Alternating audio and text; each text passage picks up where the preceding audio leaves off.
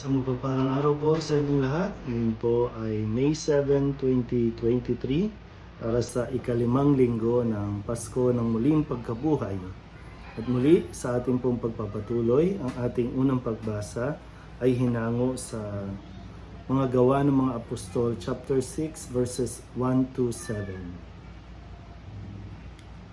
Noong mga araw na iyon, dumarami na ang mga sumasampalataya at nagreklamo ang mga Helenista laban sa mga Hebreo.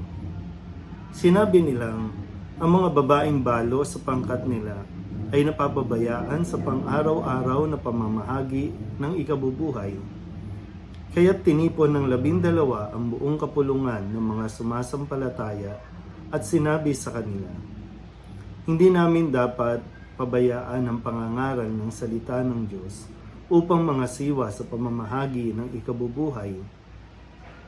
Kaya, mga kapatid, pumili kayo sa mga kasamahan ninyo ng 7 lalaking kilala sa pagiging mabuti, matatalino at puspos ng Espiritu Santo, at ilalagay namin sila sa tungkuling ito. At iuukol naman namin ang buong panahon sa pananalangin at sa pangangaral ng salita. Nalugod ang buong kapulungan sa panukala ng mga apostol, kaya't pinili nila si Esteban, isang lalaking matibay ang pananalig sa Diyos at puspos ng Espiritu Santo, at sina Felipe, Procoro, Nicanor, Timon, Parmenas at Nicolas na taga-Antioquia, isang hintil na naakit sa Judaismo. Iniharap sila sa mga apostol. Sila'y ipinananalangin ng mga ito at pinatungan ng kamay. Patuloy na lumaganap ang salita ng Diyos, at ang sumasampalataya ay parami ng parami sa Jerusalem at maging sa mga saserdote. Marami ang sumampalataya. Ang salita ng Diyos. Muli po, isang mapagpalang araw sa inyong lahat. Ang ating pong unang pagbasa ay nagpapaalala sa atin na kahit anumang o kumbaga anuman ang problema, may solusyon. No? Kumbaga, kailangan lang talaga natin na makuha ang tamang pamamaraan ng pag-uusap, no? Para talagang maging mas maayos. No? Dahil nga minsan yung problema ay nagiging malala o pinalalalaan natin dahil lamang sa hindi natin pagkakaunawaan.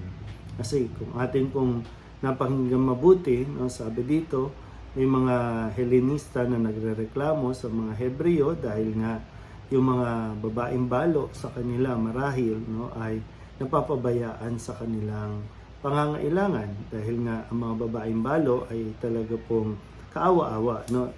Isa sa mga itinuturing ng mga aba sa lipunan dahil umaasa lang talaga sila, no, sa lalaki, umaasa lang sa asawa o kaya sa kanilang anak. So dahil nga balo na, ay kawawa naman, no, walang tumutulong. At ito yung ilan sa inihinga nila, no, at sinabing napapabayaan sila. Kung kaya nakaisip sila ng solusyon dahil nga hindi rin pwedeng pabayaan, no, sabi ng mga alagad, hindi namin pwedeng pabayaan ng pangangaral ng salita ng Diyos kasi yun yung pinaka-core, no, pinaka-sentro ng kanilang misyon, ang ipahayag ang salita ng Diyos. So, ang naisip ay magtalaga ng ibang mga tao para tingnan ang pangangailangan ng iba, no, para bang ng ibang sektor ng kanilang komunidad. Yan. Siguro para mas maintindihan natin, no, sa lingwahe natin, no, may mga iba-ibang sektor na po pwedeng hindi mapabayaan kung meron lang talagang itatalagang tamang tao na tutugon sa pangangailangan nila.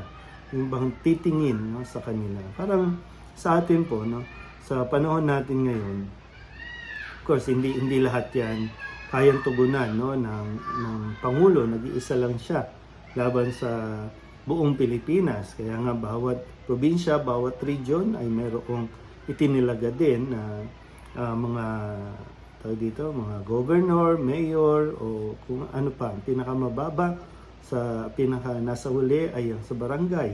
para matiyak na ang bawat pangangailangan ay natutugunan. So ganun din naman sa simbahan, no?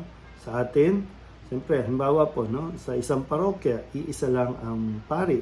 Dito sa aming parokya, iisa lang ang pari, wala nang ibang kasama. So, ang tanging layunin na hindi dapat pabayaan ay ang ipahayag ang salita ng Diyos, ibigay si Kristo. Kung kaya, nangangailangan tayo ng ibang tulong, ibang suporta. At kaya nandiyan ang mga ministries and organizations para kung ano man yung mga charisms, ano man yung mga pangangailangang spiritual, maging sa physical, no?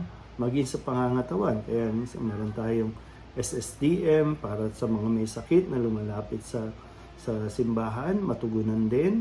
Dahil hindi naman pwedeng God bless you lang ang ating maibibigay, no? Kundi bukod sa pagtuturo, no, ay kailangan din natin matugunan ang pangangalam ng sikmura ng ilan nating mga kababayan.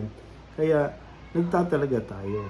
At yun yung dapat natin makita na bawat isa ay merong maibibigay. Bawat isa ay merong angking talino at talento na malaking tulong para sa simbahan.